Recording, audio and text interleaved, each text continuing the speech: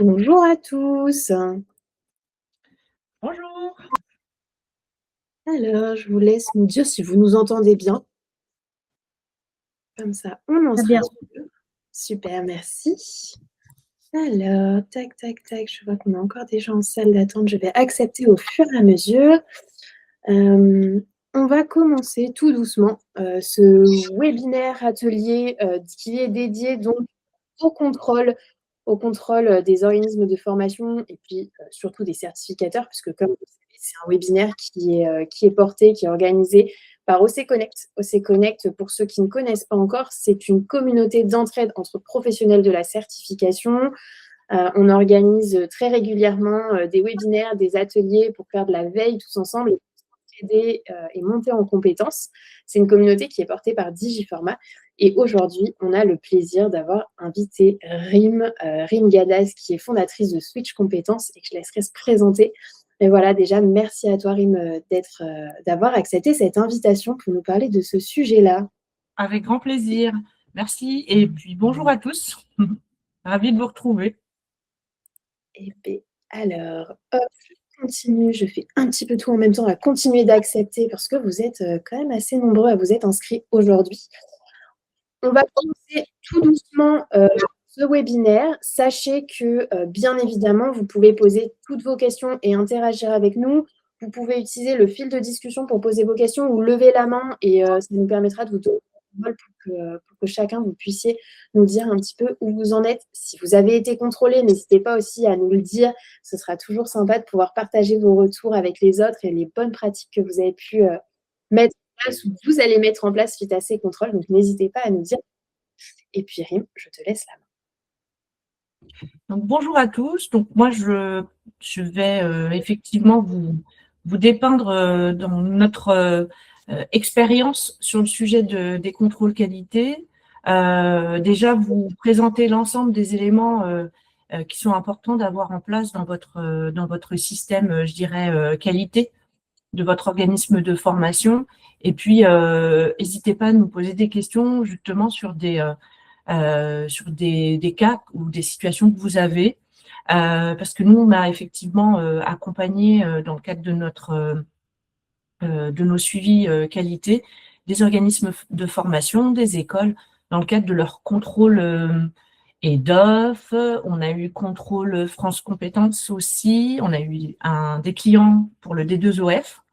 Donc on va dire, tout ce système, on l'a observé grâce à nos clients, à l'expérience qu'on a eue auprès d'eux, puisque nous, on s'appelle Switch Compétences, hein, donc moi je dirige le cabinet, je m'appelle Rim Gadas, et notre expertise, c'est vraiment d'accompagner les organismes de formation dans le cadre de leur suivi réglementaire, l'obtention de certification, au répertoire spécifique, au RNCP. On accompagne également les branches professionnelles pour des travaux de prospective métier, des notes d'opportunité, ou même pour des dépôts de CQP ou rénovation, entre guillemets, de CQP. Donc, on voit aussi l'envers du décor. Bien sûr, après, on fait des accompagnements sur la partie Calliope, mais c'est plus courant, on va dire. Voilà. Donc, j'ai proposé en fait à Léa d'évoquer la dimension contrôle qualité, je dirais par mesure de prévention. Nous, en mois de décembre, on a eu, je te partageais ça dernièrement, Léa, on a eu 5 de nos clients qui sont revenus vers nous pour nous demander de les aider dans des contrôles qualité EDOF et France Compétences.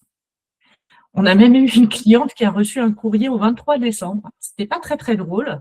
Et du coup, elle nous a demandé de venir l'aider pour répondre aux attendus de ces contrôles qualité. Donc voilà, c'est vrai qu'avec Léa, on s'est dit que ce serait peut-être un sujet important pour essayer de voilà pas être comme un peu nos clients là qui étaient un petit peu pris de court et qui n'ont pas eu le choix en fait de nous demander un support. Là, il y a peut-être des choses qu'effectivement vous allez pouvoir mettre en place chez vous. En tout cas, c'est tout l'objectif du webinaire aujourd'hui et puis de la proposition qu'a fait Léa. Tout à fait. Et d'ailleurs, je rebondis là-dessus, mais tu vas sûrement approfondir le sujet. Ce que je peux aussi vous proposer, c'est de partager les grilles de contrôle que vous avez pour ceux qui ont été contrôlés ou qui le seront prochainement. pouvez les partager, alors me les envoyer ou les mettre directement sur le Slack d'OC Connect parce que ça peut toujours être sympa pour les autres de pouvoir aussi avoir une base documentaire à laquelle se fier pour se préparer. Donc, pour ceux qui voudront bien partager tout ça, n'hésitez pas à y aller. Et tu Voilà. as une question, Rim, de Sabine qui nous demande quelle typologie de clients ont été contrôlés. Est-ce qu'il y avait Alors, une typologie particulière? des organismes de formation partenaires, de certificateurs, des organismes certificateurs forcément liés à France Compétences, et on va dire tout utilisateur d'EDOF qui dépose un catalogue et potentiellement, on va dire, concerné. Même si vous êtes lié à un certificateur, on se dit toujours, bon, bah, ça va plutôt contrôler le certificateur, et ben pas forcément. Okay. Je vais défiler des questions, mais c'est moi qui viens de partager un message. Est-ce qu'il y en a d'autres? Est-ce qu'ils étaient tous sur EDOF, les partenaires? Non, il y a une personne qui était du coup liée à France Compétences uniquement. Mais voilà. Donc, de toute façon, la chose à retenir, c'est que chaque système, chaque dispositif est lié à votre situation. C'est-à-dire que si vous êtes un organisme de formation partenaire, en lien avec un certificateur, vous avez des obligations et ces obligations imposent un ensemble de contrôles qu'on va voir ensemble. L'idée, c'est pas de faire peur, vraiment Léa, c'est pas ça le sujet, c'est plutôt de voir de quelle manière, finalement, par rapport à ces éléments d'obligation, est-ce que tout le monde est au clair? Et si tout le monde est à peu près au clair, quels sont les éléments, je trouve, importants à intégrer dans son système pour que, voilà, la veille pour le lendemain, vous puissiez parfois donner un document à EDOF, France Compétences, des deux OF, s'ils le réclament, pour ne pas avoir effectivement à faire tout un tas de recherches extrêmement fastidieuses, etc. Tout à fait. L'idée, c'est d'être en fait serein et puis d'améliorer ces processus qualité en continu. C'est aussi important quand on est organisme de formation certificateur. Donc voilà, l'objectif, c'est plus ça que la peur, on est bien d'accord. Oui, voilà. Et je sais qu'à chaque fois que je dis contrôle, je dis « Ah, mais Rime, doucement ». Donc, c'est pas, voilà, je n'y peux rien, ça s'appelle comme ça. Effectivement. Est-ce que tu veux que je passe à la slide suivante? Oui, on peut aller sur voilà, le panorama des contrôles de la formation, sur le slide 3, s'il te plaît.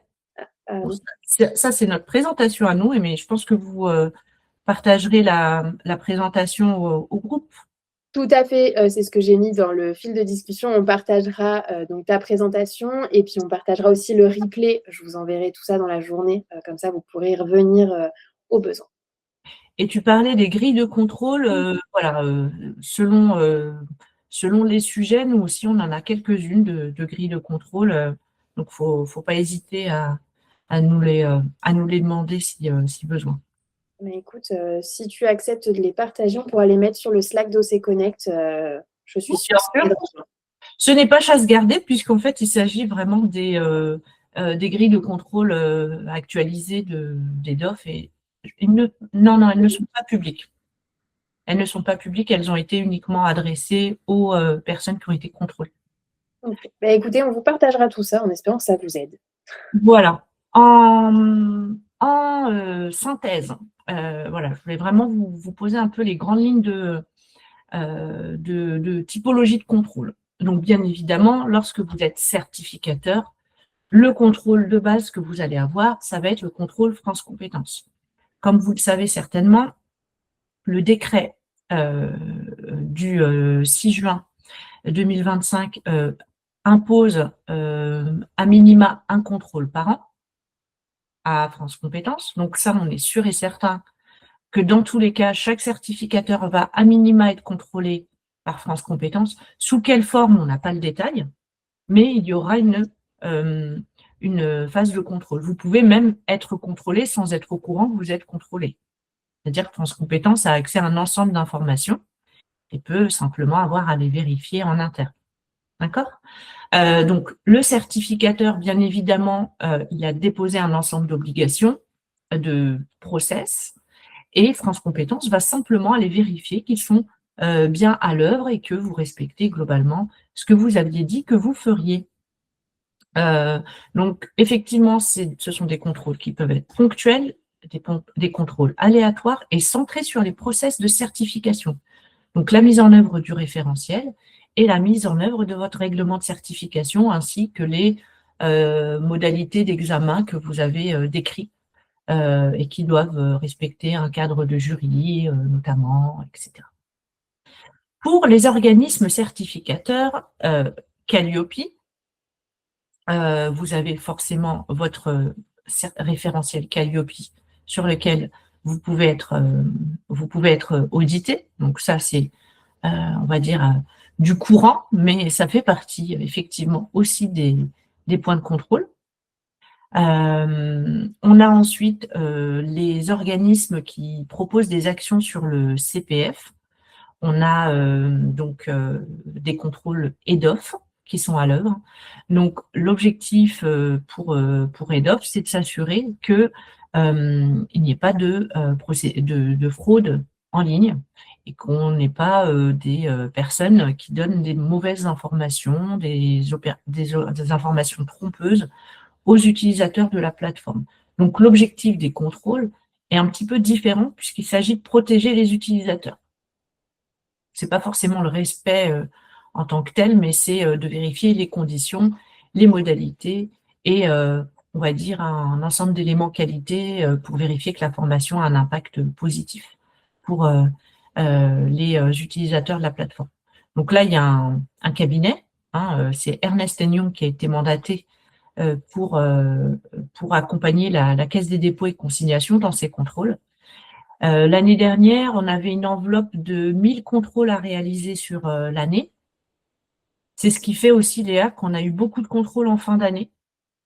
L'ensemble des contrôles se sont finalement mobilisés sur quasiment le dernier trimestre, puisque les campagnes ont été lancées un petit peu tardivement. Il y avait le temps que le mandat soit donné à l'entreprise Ernst & Young, et puis les contrôles ensuite se sont enchaînés. Est-ce que tu penses que pour 2026, il faut aussi se mettre en tête qu'il y aura certainement une vague au dernier trimestre de l'année, ou est-ce que du coup, ça s'étalera un peu plus? J'espère que non, parce qu'il s'agissait là vraiment de la mise en place de la première campagne, je dirais, de contrôle. Là, on devrait normalement être en phase un peu de régulation sur l'année 2026. Et en tout cas, on espère qu'on aura des informations en amont pour savoir justement quels sont les volumes de contrôle, parce que là, on a parlé de 1000 contrôles sur l'année 2025. Est-ce que les volumes vont être équivalents? Est-ce qu'il va y en avoir plus, étant donné qu'on va avoir une période plus complète? On ne sait pas pour le moment. Donc ça, c'est une info voilà, à vérifier dans les prochaines semaines.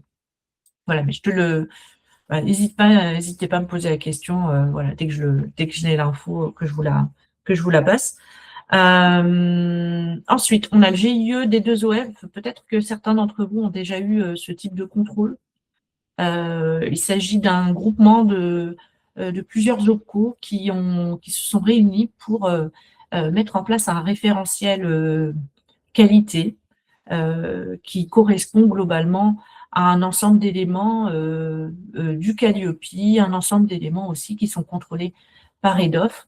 Là, vous allez avoir finalement, au-delà du contrôle service fait, que vous avez peut-être déjà en tête, le GIE des 2OF a organisé un référentiel qualité qui est assez complet et qui va aller un tout petit peu plus loin, je trouve, que le processus Calliope.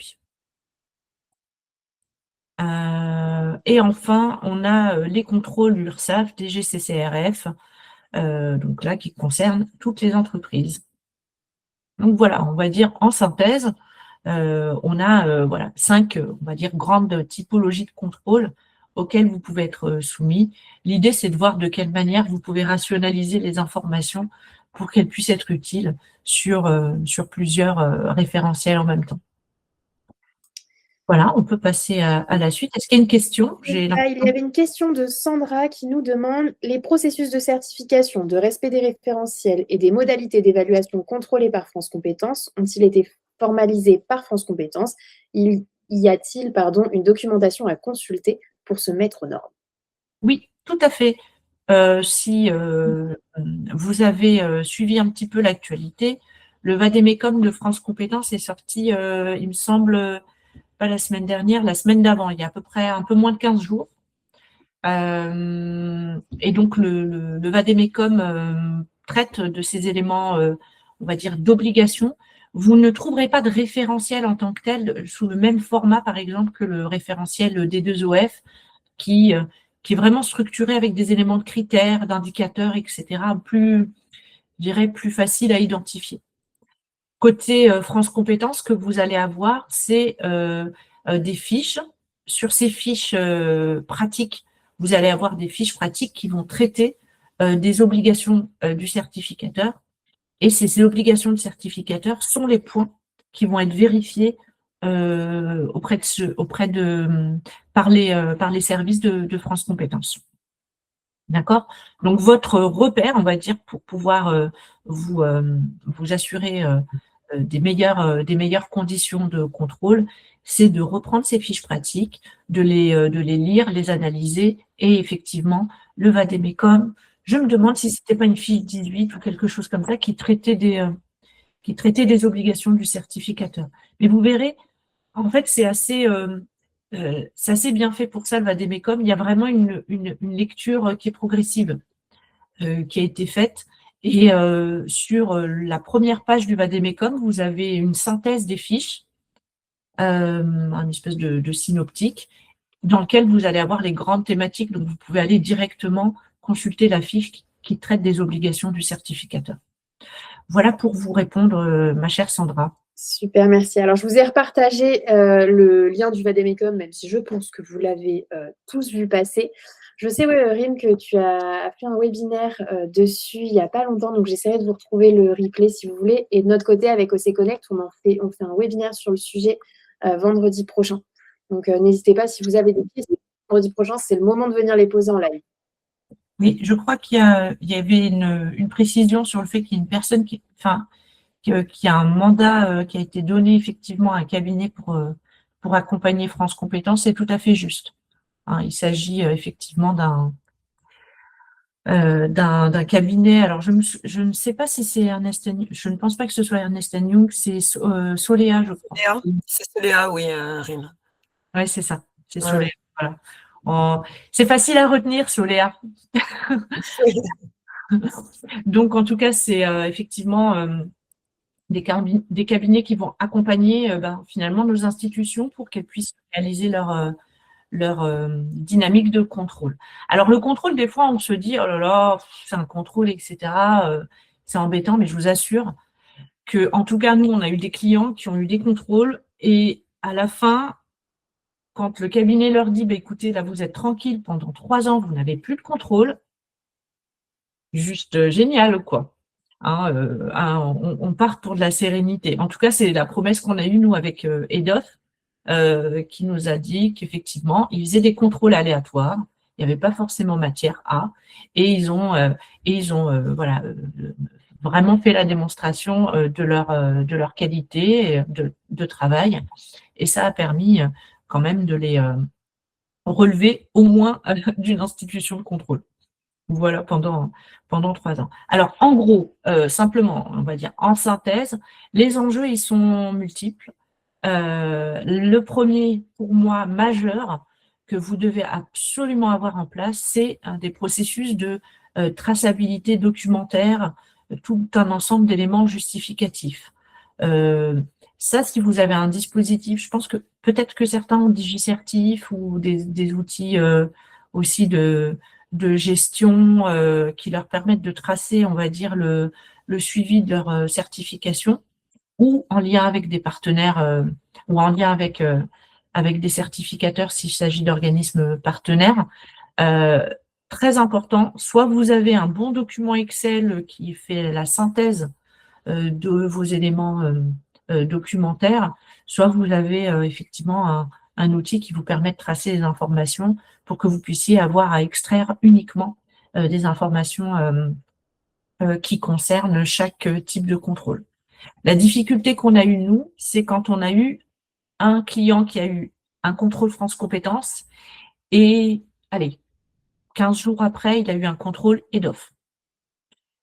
Bon, c'était pas de chance, il n'y avait pas, voilà. Mais en tout cas, le fait qu'il ait eu un outil de gestion, ça nous a quand même beaucoup aidé pour faire sortir toute la matière, parce que France Compétences demande des choses qui sont pas tout à fait les mêmes que demande EDOF. Donc voilà, ça peut être un petit, on va dire, un petit peu fastidieux. En soi, c'est pas complexe, hein, très sincèrement. Très sincèrement, c'est pas complexe. Mais c'est vraiment important d'avoir accès à vos documents, vos justificatifs pour pouvoir les proposer au contrôle. D'accord? Lorsque vous avez des contrôles, il y a toujours des délais. C'est-à-dire qu'on vous envoie un document, vous devez préparer un ensemble d'éléments. C'est comme un contrôle URSSAF ou je ne sais pas si vous avez déjà vécu cette expérience de contrôle URSSAF. Le contrôle des impôts, c'est vraiment voilà, une vérification sur la base de preuves, sur la base d'éléments documentaires essentiellement. Donc, c'est des justificatifs que vous avez normalement à votre portée. Donc, les objectifs, ils sont, de vérifier vos obligations réglementaires, les obligations générales, les process que vous avez proposés à la certification, à l'enregistrement de vos RS ou RNCP. Et si vous avez des process avec vos partenaires habilités, si vous êtes certificateur, que on puisse vérifier que vous les appliquez bien. D'accord? L'idée, c'est de vérifier que c'est la réalité de ce que vous avez proposé. C'est pas autre chose. Et enfin, l'enjeu, je dirais, c'est quand même aussi de renouvellement de votre certification. Vous facilitez le travail de suivi de ces contrôles, c'est aussi faciliter ensuite derrière le renouvellement et bien évidemment le maintien des financements de votre formation via les différentes plateformes ou OPCO ou autres. Voilà, tu peux passer peut-être sur le programme et directement aller à l'essentiel, je pense. Voilà. Donc voilà, pour vous faire un petit peu la synthèse, le maintien de la certification. Donc là, c'est vraiment l'enjeu France Compétences et on va un petit peu les décliner ensemble. Donc, est-ce que vous êtes bien au clair sur les obligations du certificateur? Léa, on est d'accord que dans le groupe des personnes ici connectées, on a des certificateurs. Est-ce qu'on est d'accord qu'on a aussi des organismes de formation qui peuvent être partenaires habilités ou pas? Alors, c'est possible parce qu'il y a quelques noms que je ne connais pas. Alors, on a quand même une majorité de certificateurs, mais si parmi vous, il y a des OF habilités, dites-nous, comme ça. Voilà. Ou Voilà, si vous avez voilà, des situations particulières, voilà, vous êtes habilité uniquement sur un RS type habilitation électrique ou des habilitations qui ne sont pas tout à fait des RS classiques, je dirais, n'hésitez pas à nous faire savoir, ça me permettra de faire des petites illustrations utiles. Alors, les obligations du certificateur. Alors, on n'arrête pas d'en parler, des obligations, hein. Mais très sincèrement, est-ce qu'on peut juste prendre du recul et se dire, voilà, on a déposé un dossier de certification, on a été enregistré à France Compétences et l'ensemble des éléments qui composent le dossier d'enregistrement, finalement, c'est nous-mêmes qui l'avons écrit. C'est une position qu'on a faite. Donc, la première chose, déjà, est-ce qu'on peut faire un rewind, revenir sur le contenu de votre référentiel et revenir sur les éléments de réglementation de votre certification que vous avez déposé à France Compétences. Donc déjà, la première chose, elle va s'imposer à vous, c'est ce que vous avez déjà imaginé comme process. Et enfin, il y a des obligations du certificateur qu'on va décliner peut-être sur la slide suivante, qui est importante d'avoir en tête. Il y aura des conséquences pour votre partenaire de fait. Du moment où vous avez, déposé un dispositif de certification, vos partenaires se doivent de faire également ce même travail, comme s'ils étaient vous, hein, comme s'ils le déployaient à votre place. D'accord? Et on va se poser vraiment la question à aujourd'hui, est-ce que mon système qualité est suffisamment robuste? est-ce que vous êtes en capacité de répondre à l'ensemble des obligations que vous demande France Compétences. Alors, dans les obligations réglementaires, on peut peut-être passer à la slide suivante, s'il te plaît, ma chère. Merci de m'assister, Léa. Bah, c'est normal, écoute. Merci. On a eu, bon, vous savez, vous connaissez les sujets sur les webinaires, les partages d'écran, les ceci, les cela. Hein, pour réussir à partager avec ces notes, c'était un petit peu compliqué pour moi pour Google Meet, donc j'ai demandé la gentille assistance de ma chère Léa. Donc, merci beaucoup. Donc, les obligations du certificateur, donc elles sont, on va dire, de 4 grands niveaux. Un, on en a beaucoup parlé, je pense que, je ne sais pas si tu n'en as pas déjà parlé sur un webinaire sur les sujets de communication. Si, on a fait un webinaire en fin d'année, il me semble, sur les réseaux de partenaires. Ouais, donc effectivement, c'est bien vérifier que votre communication est cohérente avec ce que vous avez déposé à France Compétences. Donc, la vérification, effectivement, des remontées des certifiés sur EDOF. Donc ça, si vous avez un réseau, les conventions de partenariat, toute modification a bien sûr été remontée à France Compétences. C'est-à-dire que France Compétences doit savoir comment vous avez déployer votre réseau, on va dire, de partenaires. Si vous êtes certificateur mais sans partenaire, là, ce qui s'impose à vous, ça va être les données d'insertion des titulaires. Si vous utilisez EDOF, ben, c'est les remontées de certifiés également sur EDOF.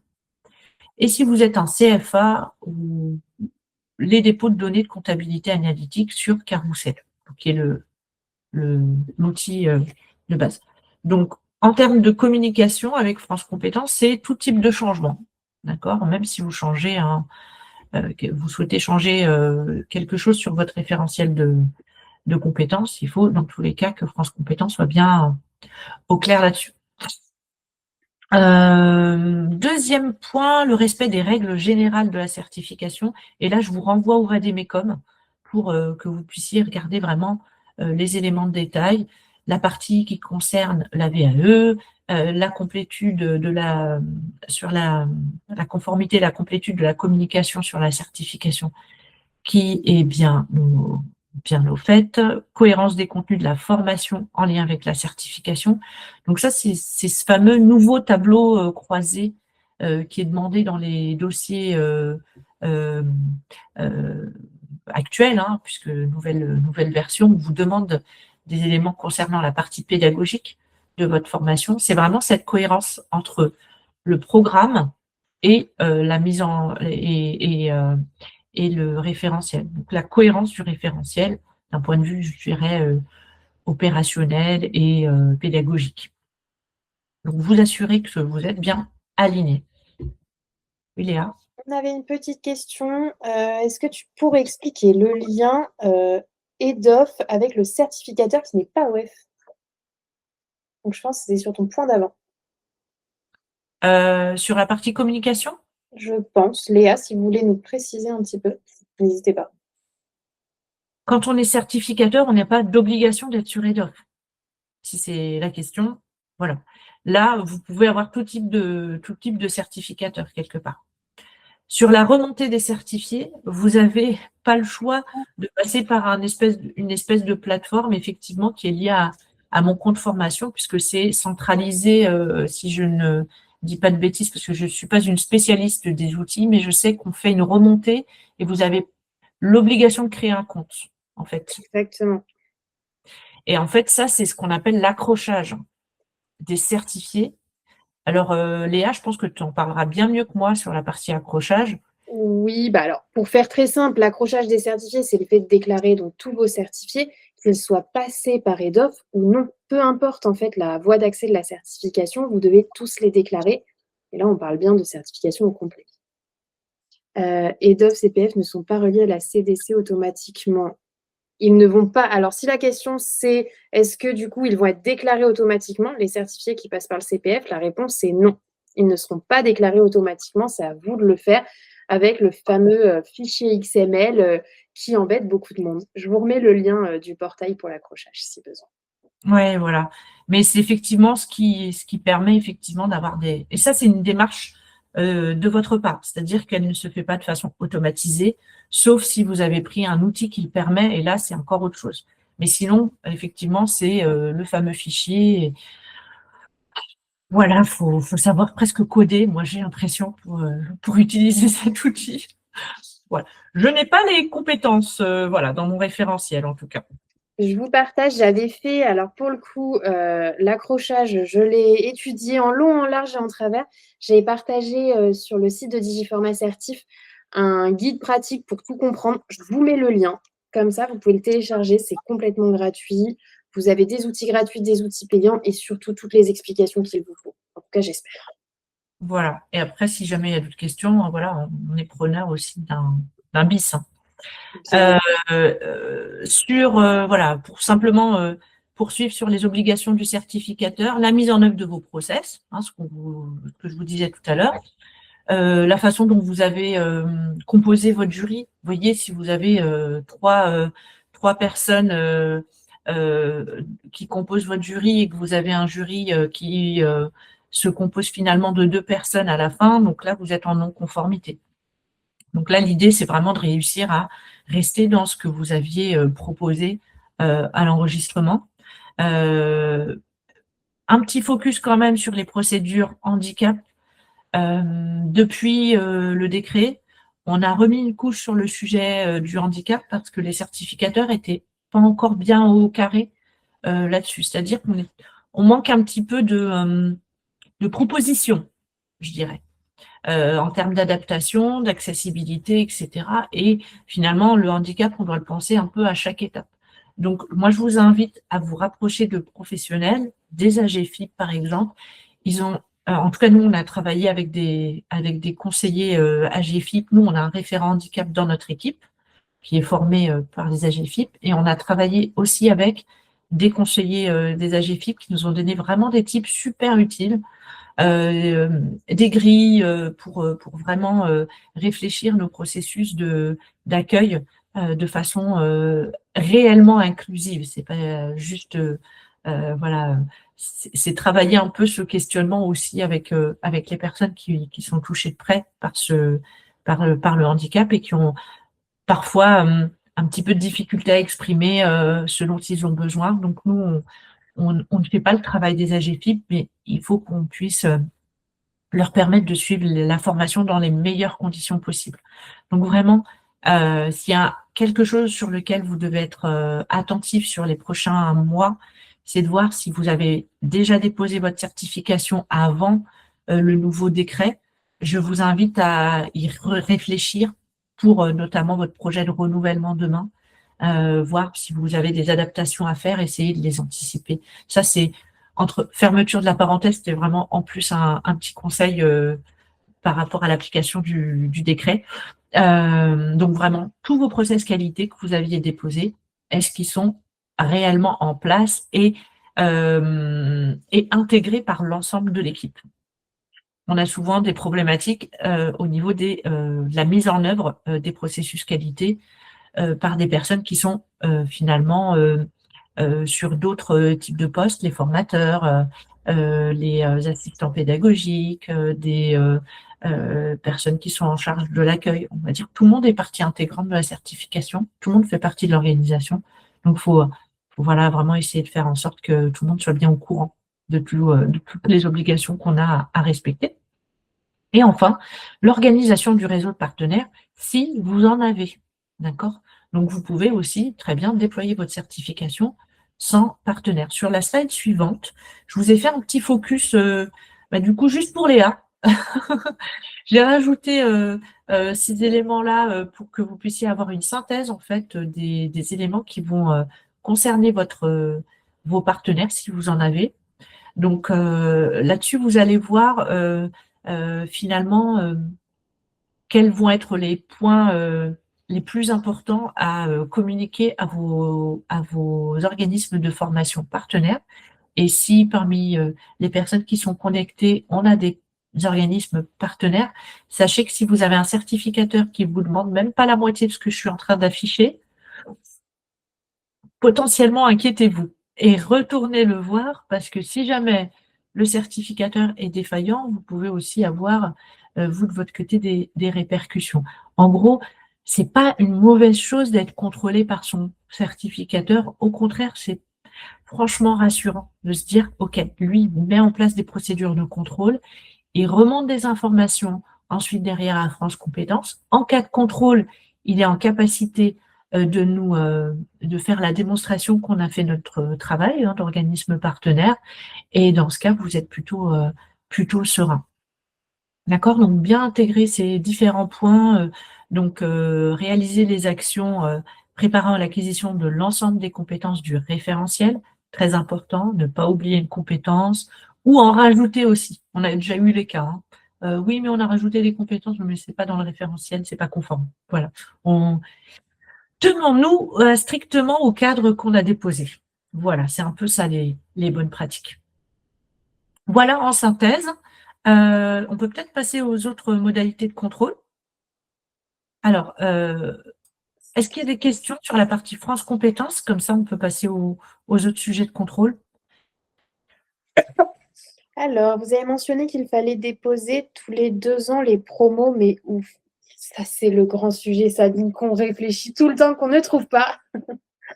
Alors, est-ce que je peux vous répondre? Vas-y, dis-nous, on attend ta réponse.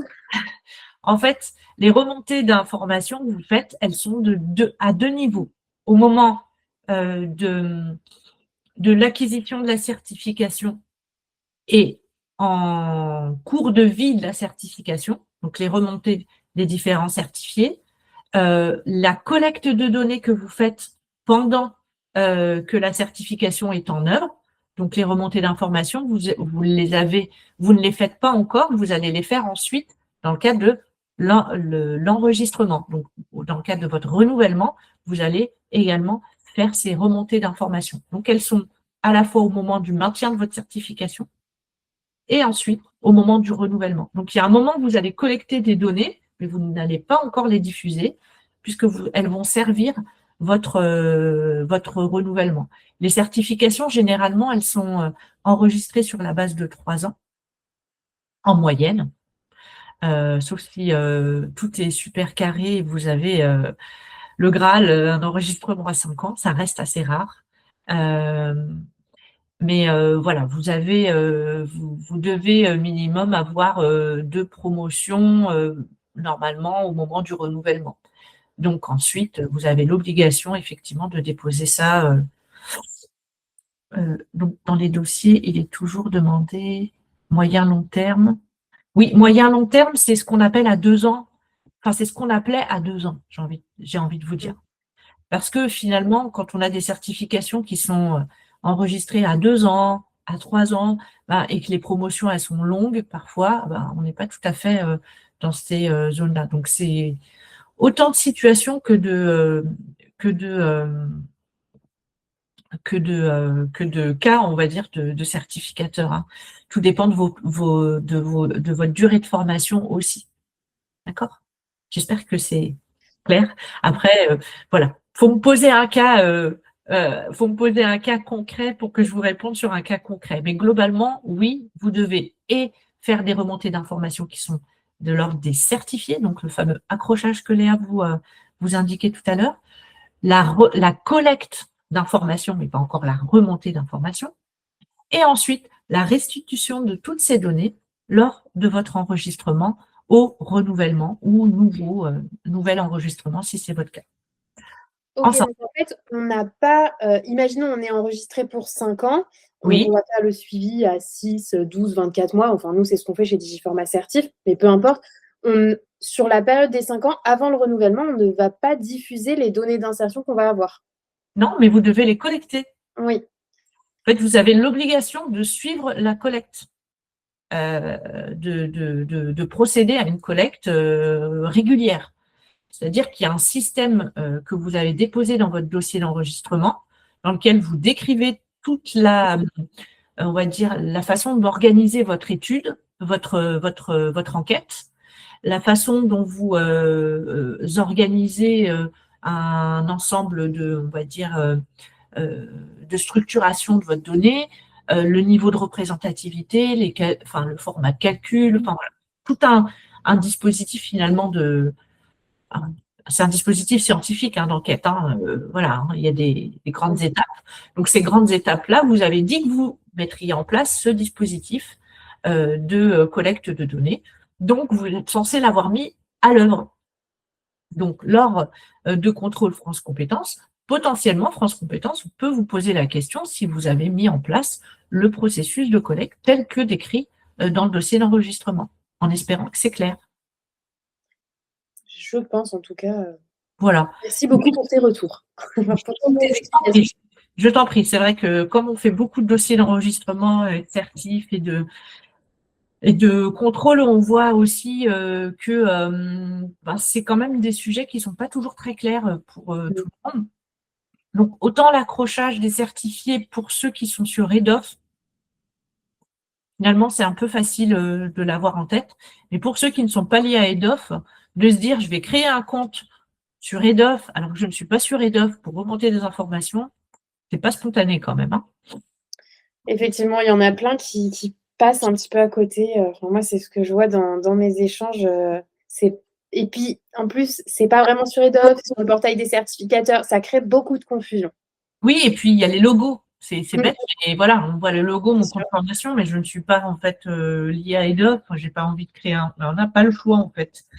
C'est une grande centralisation. Ça, c'est un sujet de débat. Oui. Alors, les deux autres volets de contrôle que je voulais vous proposer d'identifier.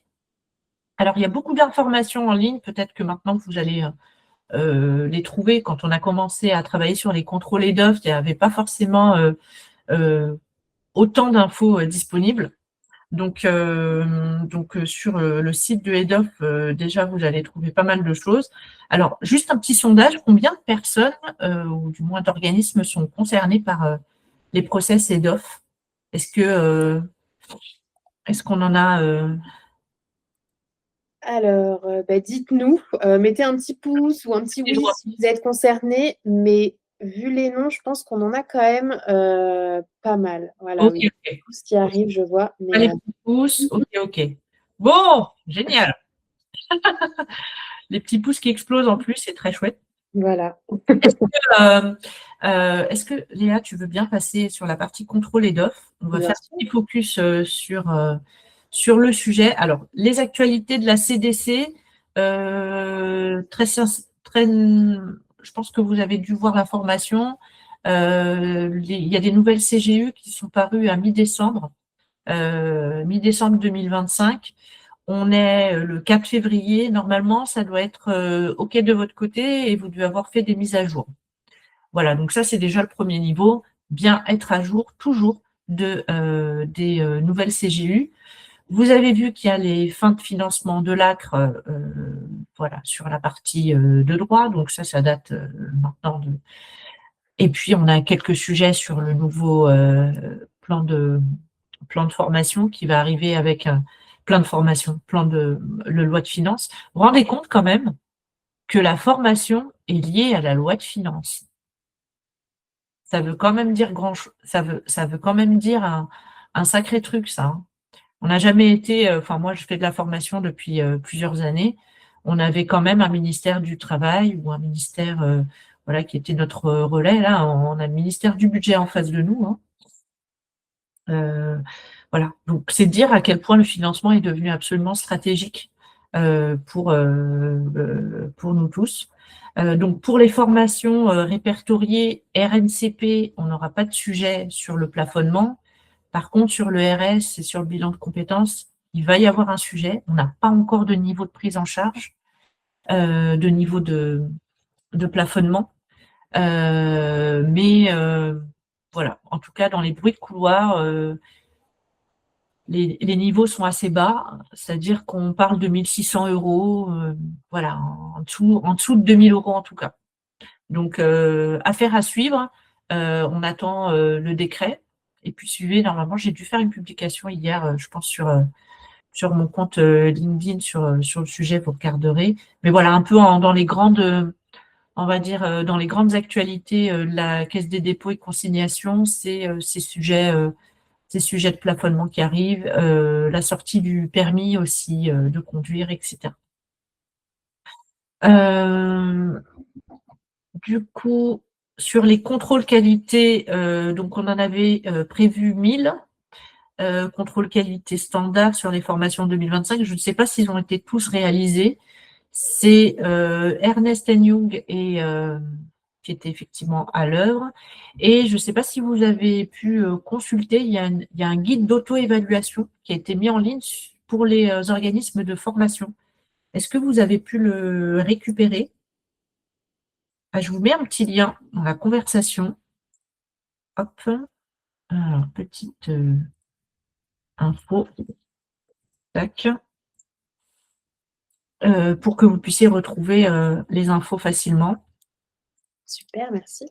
Je vous en prie. Et puis, bien faire un petit focus aussi sur la partie sous-traitance de votre côté. Alors, pour vous faire un petit focus aussi sur le guide d'auto-évaluation, je te laisse prendre peut-être les questions, Léa, si tu veux. On en a plusieurs. On a déjà Pauline qui nous disait « Bonjour, 1 600 € pour combien de jours de formation ?» Ah, c'est pas précisé, c'est sur le compte formation du titulaire. C'est-à-dire que si un titulaire a 2 000 € sur son compte formation, que la formation coûte 3 000, il ne peut pas utiliser 2 000, il pourrait utiliser seulement un plafonnement qui pourrait être de 1 600 €. Là, je dis qui pourrait être. Soit on a la chance d'avoir un relevé, voilà, effectivement, et qu'on a, on va dire, un plafonnement à l'heure ou quelque chose comme ça, mais c'est pas vraiment le sujet. Non, les sujets RNCP ne sont pas touchés, la VAE non plus. Ouais, Voilà. c'est vraiment RS. C'est pas un plafonnement horaire, c'est un plafonnement sur le compte CPF de la personne, du titulaire du compte. D'accord? Donc là, ça va vraiment avoir un impact effectivement dans la façon de gérer le financement des certifications CPF, en sachant que vraiment, à l'heure actuelle, on n'a pas de décret.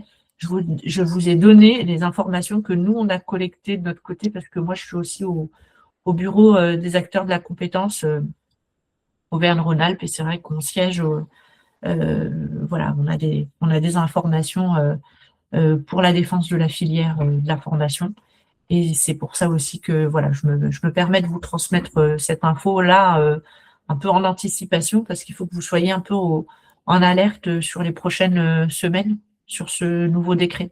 N'hésitez pas à nous suivre ou me faire un petit message même sur LinkedIn ou à faire un petit commentaire sur un de mes posts. Je vous répondrai dès que j'aurai l'info. Voilà. Voilà, ça me donne, j'avais préparé pour partager ton LinkedIn sur lequel tu fais plein de veilles. Je vous ai partagé le lien, n'hésitez pas à aller suivre RIM pour rester informé de tout ça. Voilà, et puis donc le guide d'auto-évaluation, alors juste sur le slide suivant, ma chère, Oui. le guide d'auto-évaluation est disponible depuis fin avril 2025. Donc, du moment où le guide d'auto-évaluation a été mis à disposition, les contrôles ont pu être lancés officiellement, c'est-à-dire qu'on a des thématiques que vous pouvez voir là à l'écran qui ont été diffusées. Alors, je vais vous mettre aussi hop, le lien direct pour... moi, j'aime bien les liens directs, ça m'évite de farfouiller sur tout et d'off. Pour aller chercher cette démarche d'évaluation qualité directement. Donc, si c'est pas encore fait, franchement, le doc est bien fait. Franchement, c'est clair, c'est bien structuré et c'est organisé en critères. Donc, un peu comme voilà, nos habitudes avec le Calliope, quelque part. Voilà, il y a des thématiques. Ça va.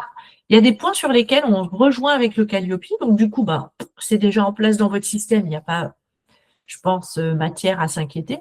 Par contre, ça va un tout petit peu plus loin sur les sujets de mise en œuvre. Le Calliope va parfois s'arrêter sur, on va dire, le dispositif ou la documentation que vous avez associée sans en vérifier tous les détails de la mise en œuvre. Là, on peut aller un petit peu plus loin, puisqu'on peut prendre finalement des illustrations avec des dossiers candidats. C'est ce qu'on a eu, nous, dans le cadre des contrôles de nos clients. Donc, on nous a demandé soit des focus sur des dossiers de stagiaires, donc toute la documentation d'un stagiaire, donc tout un dossier client ou un dossier stagiaire, comme vous l'appelez. Je ne sais plus comment vous l'appelez sur DigiCertif, le dossier. Le suivi des candidats? Le dossier des candidats?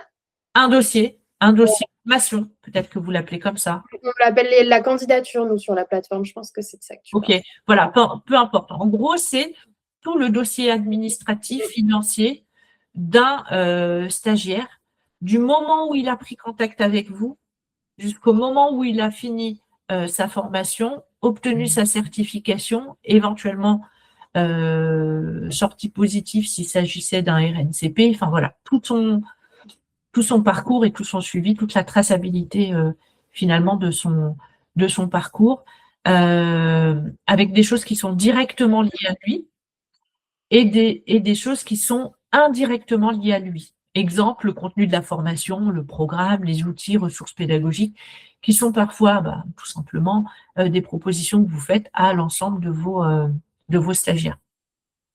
D'accord? Donc, je crois que j'en avais fait une checklist. Écoute, ce que je fais, c'est que je te propose une petite checklist. Nous, à force, on a analysé on va dire, ce type de contrôle et on s'est fait une petite checklist. Ça, je peux vous l'envoyer par mail. Je te le transmettrai, Léa, et tu peux l'envoyer à. Avec plaisir. De toute façon, vous savez comment je fonctionne en même temps que le replay. Je vous mets tous les supports qu'on m'envoie, plus les liens qu'on partage. Comme ça, vous avez tout pour y revenir. Voilà. Et du coup, on a fait une petite checklist à partir de ça pour, entre guillemets, une checklist qui traduit les attendus. Voilà, qu'on s'est partagé entre plusieurs consultants de mon équipe. Donc ça, on vous le mettra à disposition. C'est vraiment pour que vous puissiez vous préparer aux audits en amont. Moi, c'est tout ce que vous savez. Moi, j'ai mon compagnon qui est un ancien militaire. Donc, il y a un ancien parachutiste. Je vais vous partager une petite chose qu'il me dit toujours. Il dit, vous savez, les parachutistes, ils sont dans des avions, voilà, avant de sauter. Donc, bonne préparation avant de sauter. Mauvaise préparation, voyage. Vous imaginez le petit parachute qui saute de l'avion et qui se décale dans le vent parce qu'il n'a pas sauté au bon moment, parce qu'il n'était pas bien préparé. Donc, vraiment, bonne préparation amont et voilà, vous aurez du succès dans vos audits. Et l'avantage, c'est que, on va dire, le Graal, le Saint Graal, c'est de ne pas être contrôlé ensuite pendant 3 ans. Là, on a 3 clients qui ont reçu les félicitations après ces contrôles et ils m'ont dit, mais c'est super, pendant 3 ans, je suis tranquille de EDOF. Bon, ça les oblige quand même à maintenir le rythme. Mais voilà, les contrôles exhaustifs, ils sont, je sais comment dire, nous, on a eu le contrôle exhaustif un 23 décembre, comme je vous disais, et on a dû répondre avant le 10 janvier. Et du coup, on a travaillé entre le 23 décembre et le 31 décembre pour que le client puisse faire sa réponse, parce qu'il partait en vacances ensuite la première semaine de janvier. Voilà. Donc, vaut mieux essayer d'anticiper ça pour pas avoir ça au mauvais moment, comme ça, c'est pas très chouette. Voilà pour EDOF. Mais franchement, bien préparé, on y arrive bien. Donc, pas de stress. Et enfin, peut-être faire un petit focus aussi sur le maintien des financements OPCO. Donc, c'est ce fameux D2OF. Donc, le D2OF, c'est un dispositif que vous avez aussi en ligne. Est-ce que vous avez déjà eu des contrôles je pense que vous avez déjà eu des services faits, des OPCO, je pense, pour la plupart. Mais ce n'est pas du tout le même type de contrôle. Donc, je vais vous mettre en lien, tac, tac, tac, ce que dit le référentiel D2OF. Alors, en soi, si vous avez un bon dispositif Calliope bien musclé, bien solide, Je pense que vous pouvez très très bien vous en sortir pour ce référentiel qualité. Donc là, c'est juste le slide suivant, ma chère. Je passe par mon tac. Et voilà. Donc les attendus du référentiel, déjà c'est quoi hein, le D2OF? Le GIE D2OF regroupe plusieurs acteurs majeurs du financement de la formation. On a les OPCO, on a les FAF et l'ANFH. Donc l'objectif de cette collaboration, c'était vraiment d'harmoniser leurs pratiques, de gagner en efficacité lors des contrôles qualité des formations et on va dire d'avoir aussi, on va dire, une mutualisation des fonds hein, pour gérer ces audits. Vous avez un référentiel qualité qui a été écrit par les professionnels de ce groupement qui réunit les grands attendus qualité. Donc là, typiquement, tous ceux qui ont accès à des financements via les OPCO sont concernés.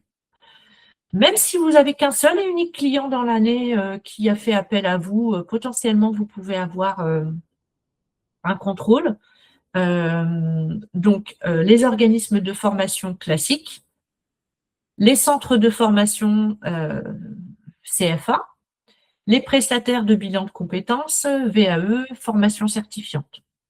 Donc, les contrôles peuvent avoir lieu soit lors d'une instruction, je dirais, initiale pour obtenir un financement, c'est-à-dire qu'on peut vous contrôler dès le début.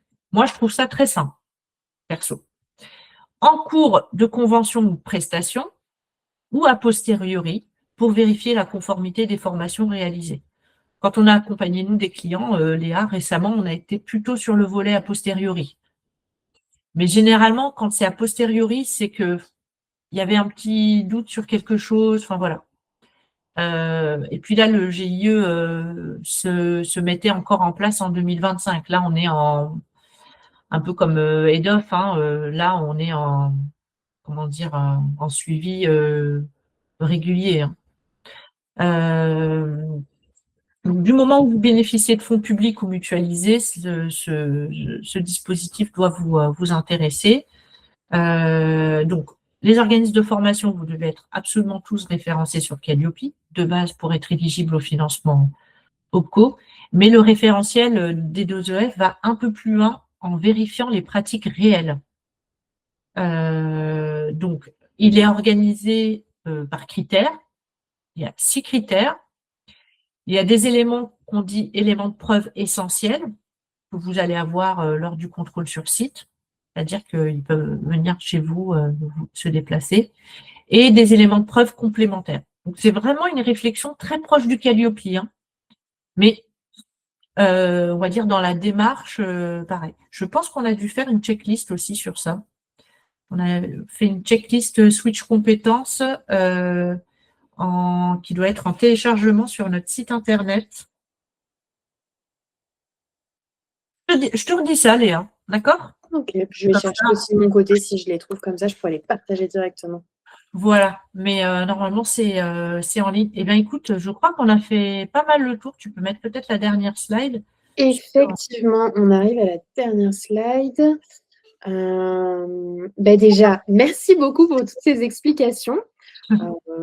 Si vous avez des questions, n'hésitez pas. Vous pouvez même prendre la parole hein, avec grand plaisir pour nous partager tout ce que vous avez à nous dire. On espère que ça vous a permis d'y voir un peu plus clair. Qu'est-ce que je peux vous dire d'autre? Vous avez le QR code pour ceux qui ne sont pas encore sur OC Connect, la communauté. Vous n'avez plus besoin de vous inscrire à nos webinaires. Tout est partagé là-bas. On vous partage aussi tous les replays, etc. Enfin, voilà, c'est quand même top d'être sur cette communauté. On va continuer de vous organiser plein de petites choses. Je pense que le sujet des financements va être au rendez-vous prochainement. Je ne sais pas ce que tu en penses, Rim, mais à mon avis, on pourra se faire une session là-dessus. Avec plaisir. Voilà, donc on en reparlera ensemble pour tout ça. Oui, et puis après, si vous avez aussi des questions particulières, n'hésitez pas à même me les poser en MP sur LinkedIn. Léa, tu me connais assez bien pour le savoir. Voilà, dans la mesure du possible, voilà, On est toujours OK pour répondre à des petites questions. Voilà, ça nous dérange pas beaucoup. Et puis sinon, s'il y a vraiment beaucoup de questions, on fait un webinaire. Voilà. Exactement. Bon. Je vous ai remis encore une fois, pour ceux qui l'auraient raté au fur et à mesure, je vous ai remis le lien du LinkedIn de RIM, du site de Switch Compétences, de la prise de rendez-vous pour Digiform Assertif pour ceux qui veulent qu'on papote ensemble. Voilà, vous avez un petit peu tout ça. N'hésitez pas à vous en servir. Ce sera RIM comme moi avec grand plaisir qu'on échangera avec vous. Très bonne journée à tous, du coup, et à bientôt. Grand merci. Merci à toi. Et puis à très bientôt. On remet ça. À bientôt. Au revoir. Au revoir.